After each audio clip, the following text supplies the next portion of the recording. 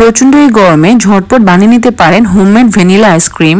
এই আইসক্রিমটা খেতে খুবই মজাদার, এটা কিন্তু খুবই সুস্বাদু এবং স্বাস্থ্যসম্মত। বাজারে কেনা ভ্যানিলা আইসক্রিম থেকে এই আইসক্রিমটি অনেক বেশি টেস্টি হবে এবং বানানোর প্রক্রিয়াটাও খুবই সহজ। আসসালামু আলাইকুম, welcome to purple cooking and craft. আজকে আমি আপনাদের সাথে একটা হোমমেড ভ্যানিলা আইসক্রিমের রেসিপি শেয়ার করব। তো খুব সহজে আপনারা এই আইসক্রিমটি বানিয়ে নিতে পারবেন। তো চলুন মূল রেসিপি দেখে আসা যাক। আমি প্রথমে এখানে একটা ফাঁকিবাজি কনডেন্স মিল্ক তৈরি করব। তো আমি এখানে 1.5 কাপের মতো নর্মাল পানি নিয়ে নিলাম। তারপর এখানে আমি দিয়ে দিব 5 থেকে 6 চামচের মতো পাউডার মিল্ক বা গুঁড়া দুধ। আপনারা চাইলে এটা গরুর দুধ দিয়েও করতে পারেন। তার সাথে দিয়ে দিব 3 চা চামচের মতো চিনি, তারপর কর্নফ্লাওয়ার দিয়ে দিব 2 চা চামচের মতো। এখন আমি সবগুলো উপকরণ ভালো মতো একটু নেড়েচেড়ে মিক্স করে নিব। তারপর আমি চুলার ফ্লেমটা অন করে দিব এবং খুবই অল্প আঁচে লো হিটে এটাকে অনবরত নেড়েচেড়ে মিশ্রণটাকে একটু ঘন করে নিতে হবে। কিছুই না, জাস্ট 2 থেকে 4 মিনিটের মতো আস্তে আস্তে এটাকে লো হিটে ঘন করে নিলেই তৈরি হয়ে যাবে আমাদের ফাঁকিবাজি কনডেন্স মিল্ক। এখানে কিন্তু আমি বেশি করে তৈরি করে রেখেছি যাতে পরবর্তীতে আমার অন্য যে কোনো কাজে আমি এই কনডেন্স মিল্কটা ব্যবহার করতে পারি। এখন আমি চুলার ফ্লেমটা অফ করে দিব এবং এটাকে আমি একটা আলাদা করে বাটিতে উঠিয়ে রাখবো। আর এর ঘনত্বটা দেখে বুঝতে পারছেন এটা খুবই পারফেক্ট হয়েছে।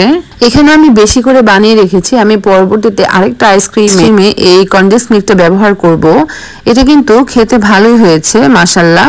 এখন আমি এখানে নিয়ে নিব হুইপ ক্রিম 1 কাপের মতো। এখন আমি এখানে 1 কাপের মতো হুইপ ক্রিম নিয়ে নিব। আমি এখানে ট্রপিক্যাল ব্র্যান্ডের হুইপ ক্রিমটা ব্যবহার করেছি। তো এই ক্রিমটা কিন্তু ফ্রোজেন ক্রিম হয়। আমি বিটারে কাটা 2টা ডিপ ফ্রিজে রেখে কিছুক্ষণের জন্য ঠান্ডা করে নিয়েছি এবং যে বাটিতে বিট করব সেটাও আমি ঠান্ডা করে নিয়েছি। তো এই জিনিসটা করলে কি হয়, খুব সহজে আপনার ক্রিমটা স্টিফ হয়ে যায়।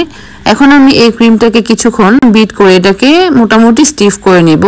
আইসক্রিম বানানোর জন্য কিন্তু কেকের ক্রিমটা যেরকম স্টিফ হয় সেরকম করার কোনো দরকার নেই। একটু নরম নরম থাকা অবস্থাতে এখানে দিয়ে দিতে হবে কনডেন্স মিল্ক। আমি যে কনডেন্স মিল্কটা বানিয়ে রেখেছিলাম সেখান থেকে অর্ধেকটা কনডেন্স মিল্ক আমি এখানে ব্যবহার করব আর বাকি অর্ধেকটা আমি পরবর্তীতে অন্য একটা আইসক্রিমে ব্যবহার করব।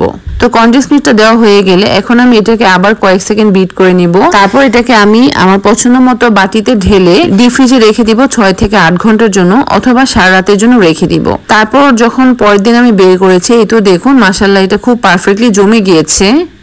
এখন আমি এটাকে একটু সার্ভ করে দেখিয়ে দিচ্ছি যে এটা কতটা পারফেক্ট হয়েছে। দেখে কিন্তু একদমই বোঝার উপায় নেই যে এটা বাজারে কেনা আইসক্রিম না, এটা বাসায় বানানো আইসক্রিম।